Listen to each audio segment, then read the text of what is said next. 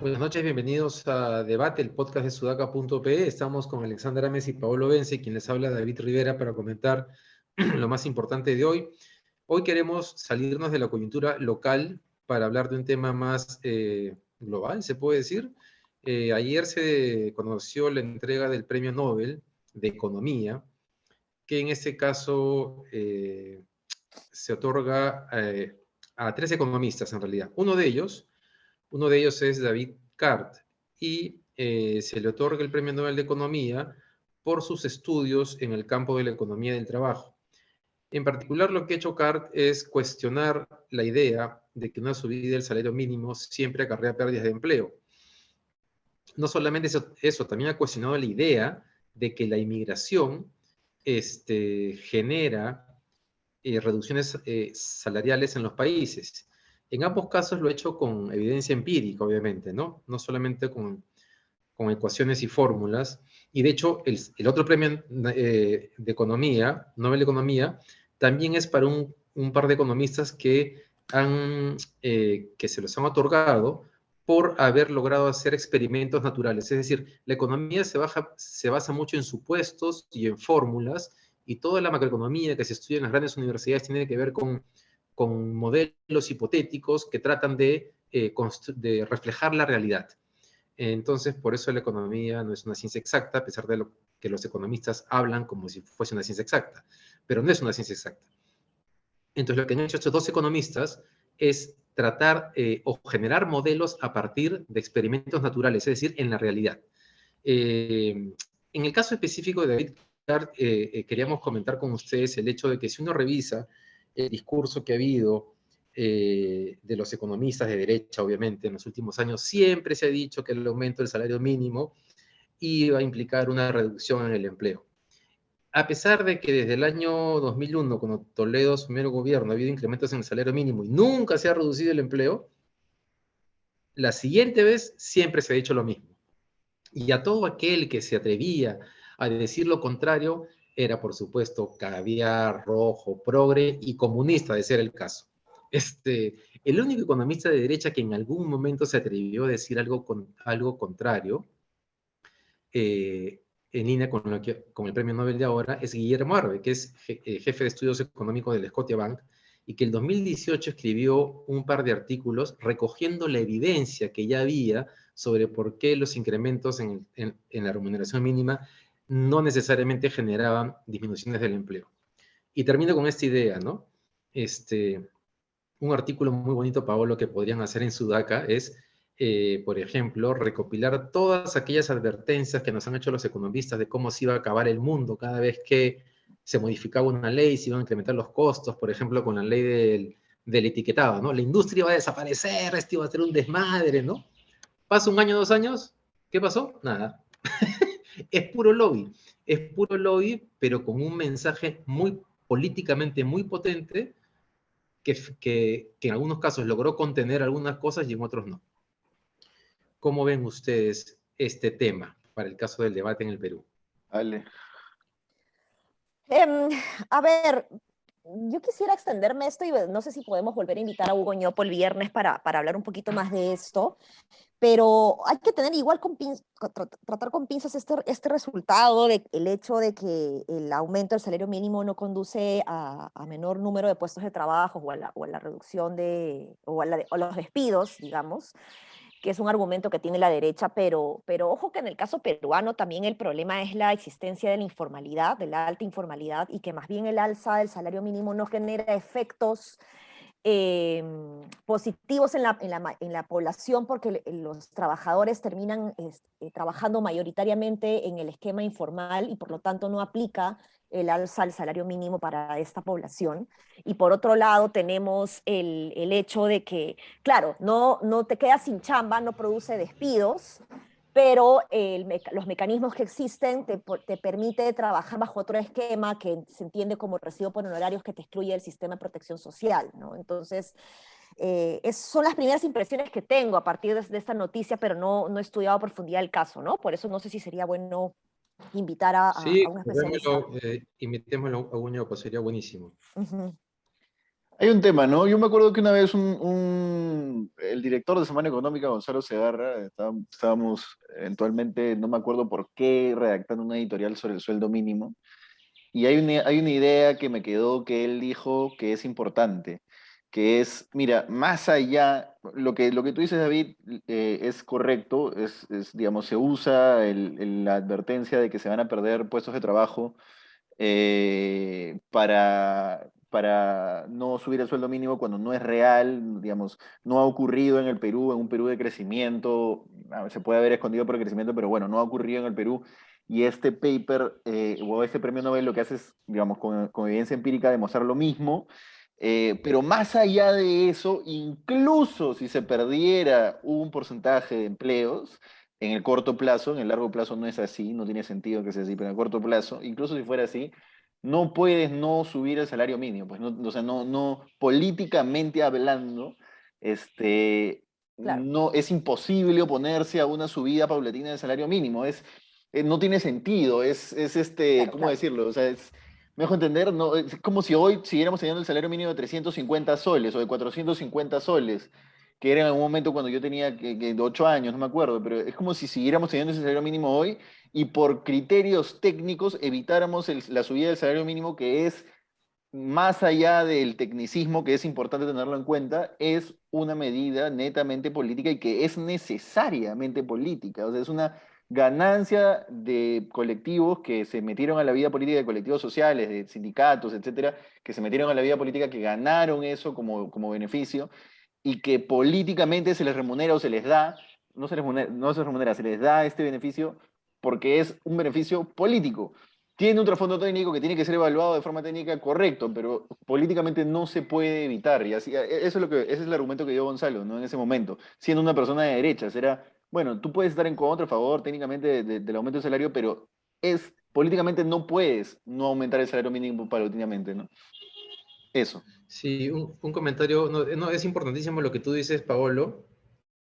Ahora, en el caso del tema económico, creo que el otro día hablábamos entre los tres a raíz de otro tema, de que muchas veces, o sea, una familia que gana 600 soles mensuales podría tener, o sea, ¿cómo sería más productiva esa familia? ¿Ganando 1000 soles o 600 soles? Es decir, hay un simplismo en el razonamiento económico de es mayor costo, tal efecto. Entonces, claro, bajo esa lógica, nunca tienes más regulación, nunca pones más impuestos, nunca, porque obviamente el simplismo te lleva a decir tal cosa, ¿no?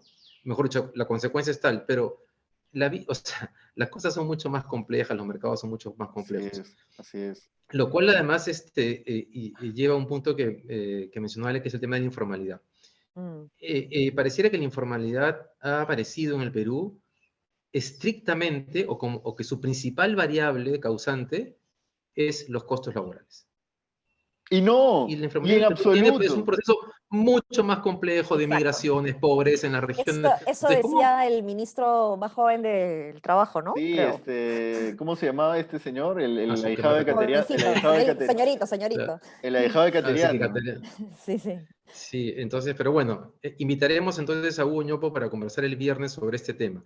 Ahora queríamos pasar a otro tema económico que tiene que ver Y un cortito, con... David, un cortito, Dale, porque dale, dale, Pablo, eso perdón. de achacarle toda la responsabilidad de la informalidad a, no sé, pues el salario mínimo, el aumento del salario mínimo o los costos laborales o etcétera, en realidad lo que hace también es esconder para el discurso tecnocrático las reales causas de la informalidad. Claro. ¿Por qué un vendedor de autopartes de la carretera entre Cusco y Madre de Dios, que tiene su negocio bien parado y vende autopartes y ya facturó un huevo de plata porque además esa vía es recontra transitada, etcétera? ¿Por qué un vendedor de autopartes no se formaliza? No es por los costos laborales, tiene buenos márgenes, no es por los costos laborales, probablemente, no lo sé, no soy experto, pero probablemente sea porque el Estado no le trae nada, no le trae seguridad, agua, luz, pista, no le trae nada, entonces ¿para qué se va a formalizar?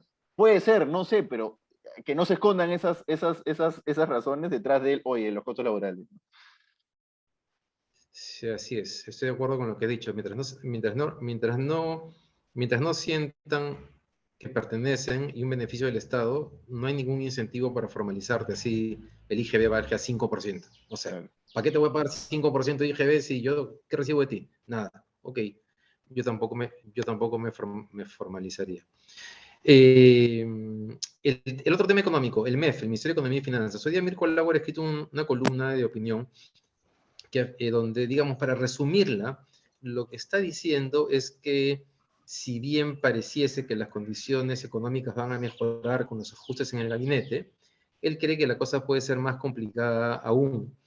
Y centra su comentario en que ya no se necesita solamente de la mano, el manejo del MEF y los directores en el BCR, sino que el gobierno va a necesitar que Pedro Castillo dé señales de confianza, ¿no? Y que eso no necesariamente está pasando, aunque uno podría considerar que en la OEA y en Naciones Unidas intentó hacerlo.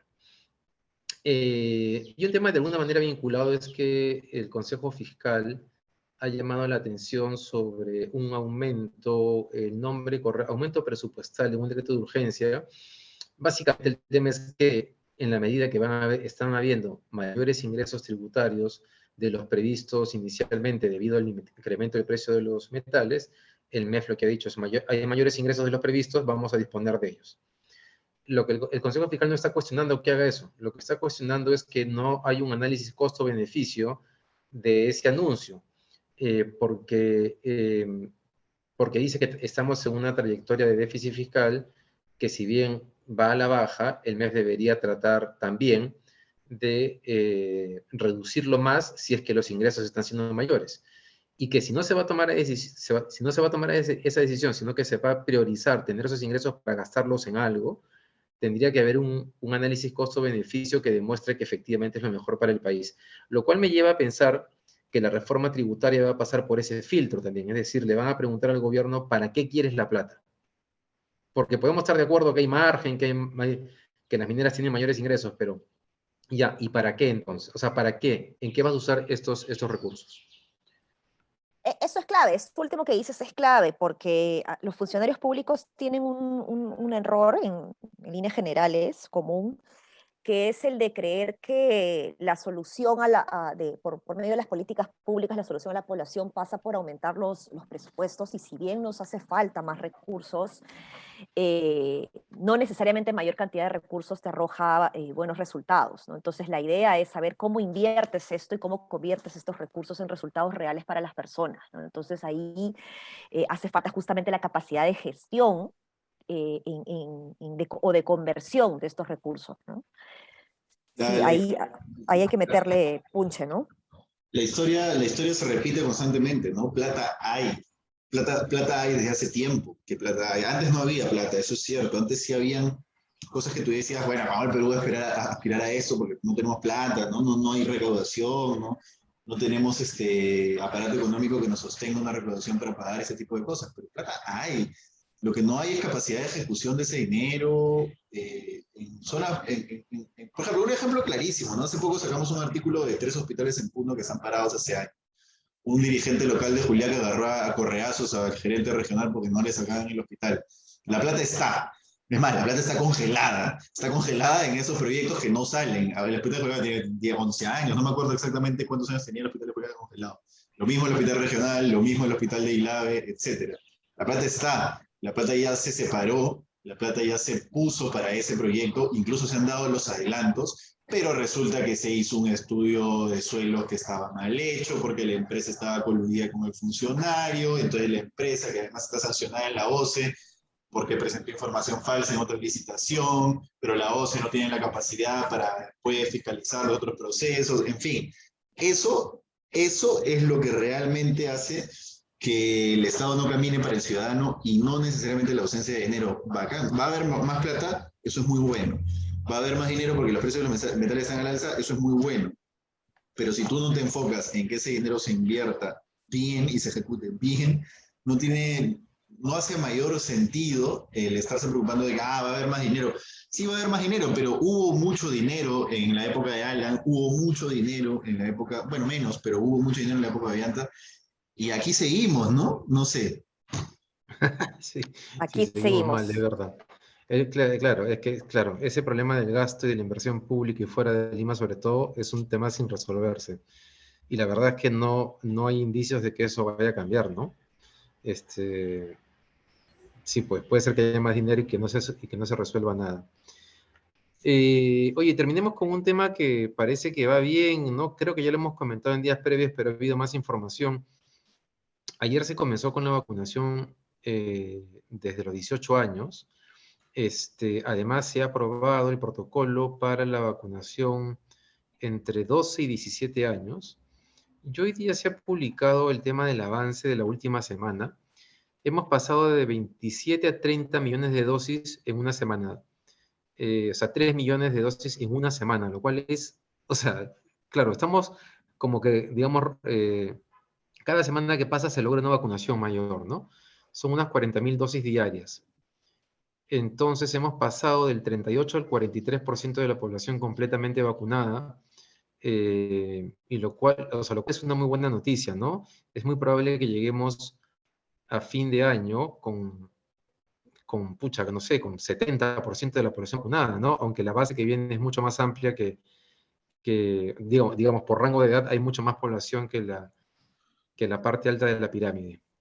¿Cómo ven ustedes? Porque aquí fuimos bien críticos de Ceballos durante la segunda vuelta, ¿se acuerdan? Por las cosas que iba diciendo, que no habían vacunas, que nadie les había asegurado que efectivamente estaban esas vacunas disponibles, pero finalmente se han montado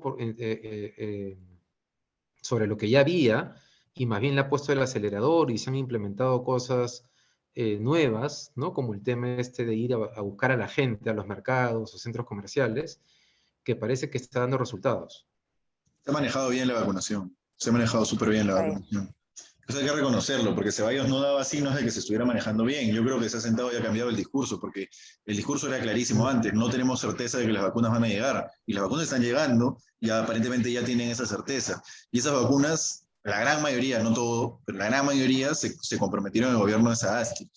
Entonces, pero a ver, eso no resta méritos. Eso es, a ver, que el gobierno haya podido tomar eso y no arruinarlo, ya para nosotros es bastante. Para Exacto. nosotros me refiero Sí. para el sistema de gestión pública que tenemos en el país, ¿no? Pudo haberlo arruinado también, pudo haber, etcétera. Hay ciertos problemas con las vacunas, como se espera, ¿no? Hay unos congeladores que según Contraloría no tienen alertas de temperatura, etcétera. Pero se ha manejado bien la vacunación. Es bueno eso, el gobierno se ha notado un gol ahí, al menos se ha puesto un piso ahí oye, no me van a vacar por no poder vacunar a mi gente. No es todo su mérito, gran parte mérito de Sagasti, pero también tiene mérito este gobierno y felicidades. Sí, de acuerdo, ¿no? Sobre todo con esto último que dices, Paolo, porque lo han podido arruinar y no lo han hecho y ya para el Perú, la continuidad de una gestión gubernamental a otra es bastante, ¿no? Entonces, lo que viene funcionando bien, que siga funcionando bien y lo que puede mejorarse, que se siga mejorando, y es lo que ha pasado con el proceso de vacunación, ¿no? Ahora, esto debería ir avanzando ya de una estrategia más seria de retorno a clases, ¿no? O sea, todavía estamos en los minúsculos colegios piloto, pero si ya estamos pensando en programar, vacunar a la población adolescente, esto debería trabajarse de manera conjunta también con el Ministerio de Educación para asegurar un retorno seguro a clases presenciales y una preparación física de la infraestructura, que hace 2 años seguramente ha tenido un descuido de mantenimiento, y los niños pues cuando van a regresar a clase van a ver una infraestructura posiblemente abandonada, ¿no? Entonces eso también tiene que mirarse. Oye, Ale, Ir pensando ya en la tercera dosis también, por favor, porque digamos, los mayores que se han vacunado al principio del proceso ya van teniendo lo que ya se comprobó, que se le bajan los anticuerpos, ¿no? Vizcarra está Claro. pidiendo ya la 5ª dosis. Qué sinvergüenza. Oye, Ale, pero ¿ustedes creen que si, por ejemplo, si la tercera ola no termina de llegar, por varias razones epidemiológicas, yo qué sé, el gobierno debería aprovechar y que los chicos vuelvan a clases en el verano? Digo, no en el verano, antes del verano, pero continuar en el verano para recuperar el tiempo perdido, ¿o les parece que es demasiado? Porque yo creo que en el Perú, por lo menos los colegios públicos tendrían que hacerlo, ¿no? Lo ¿Por que qué pasa le es quieres que... quitar el verano a los escolares, David? No, No, pero es que lo mira, que pasa, Pablo, es que, bueno, tienes razón, pues la playa siempre es... Bueno, claro, pero el tema es, pero eso es ojalá que bien no cierren las limeño, ¿no? playas. O bien costeño, en todo caso, porque en verdad el cronograma, y eso Saavedra lo ha repetido varias veces, el cronograma escolar para el Perú es insufrible, ¿ah? Por los diferentes climas que tenemos. Inclusive, incluso este meteorólogo Levy, si no me equivoco, mencionó en algún momento que el mayor tiempo de calor en Lima, en la costa, es marzo más que febrero, que es cuando ya los chicos vuelven a clases, ¿no? Entonces, el calor no necesariamente es un factor que uno dice sí por el calor, pero el calor es más fuerte en marzo, en las primeras semanas, que es cuando los chicos retornan, y en la sierra, en la selva, el clima es distinto, ¿no? Entonces se debería manejar un cronograma más ajustado. Yo sí creo que debe recuperarse, pero como comenté la vez pasada en la columna de La República sobre este tema, no se trata de ponerle batería en más horas para recuperar, sino además en la calidad de la entrega de la enseñanza, ¿no? Yo tengo una visión bien particular sobre eso porque ¿qué es lo que vas a recuperar? ¿Saber no sé, pues el pasado participio de un verbo en inglés o poder hacer el seno, el coseno? Yo no lo sé hacer. Entonces, realmente la ausencia del colegio, el problema que tenía era que los chicos estaban fuera de un ambiente en el que tenían que estar para aprender diversas herramientas, socialización, pensamiento crítico, etcétera, ¿ya? Eso no necesitas más horas para recuperarlo, lo que necesitas es, como dice Ale, un plan y un enfoque que digas, ok, vamos a hacerlo así, en este tiempo, para que adquieran estas capacidades y para que puedan tener esta socialización. Eso es para mí lo que importa del colegio, lo demás es accesorio, yo no me acuerdo ni la tabla periódica, ni el seno coseno, ni la nada, en absoluto. De acuerdo, de acuerdo. Y es muy probable que eso no se haya hecho, ¿no? Así es. Así es. Bien, terminamos así el podcast. Solamente quiero comentarles que estoy leyendo. Bueno, tú has compartido un tuit, Paolo, de una frase de Cerrón que dice, hoja de coca mejor que hoja de ruta. Son buenos para estas cosas los cerronistas, ¿no? Para estas frases. Es una muy buena frase. Solamente terminar diciendo que el gremio de transportistas interprovincial acaba de anunciar una huelga para el 26 de octubre. Recordemos que la última hizo retroceder al gobierno de Vizcarra, ¿no? De ese momento, el ministro de Transportes tuvieron que ceder en lo que pedían los camioneros y ahora amenazan nuevamente con una huelga para el 26 de octubre. Eso es. Muchas gracias por habernos acompañado. No se olviden de seguirnos en las redes de Sudaca y también de acompañarnos en las entrevistas que está haciendo Pati del Río todos los días a las 9 de la mañana. Nos vemos mañana. Chao. Un abrazo.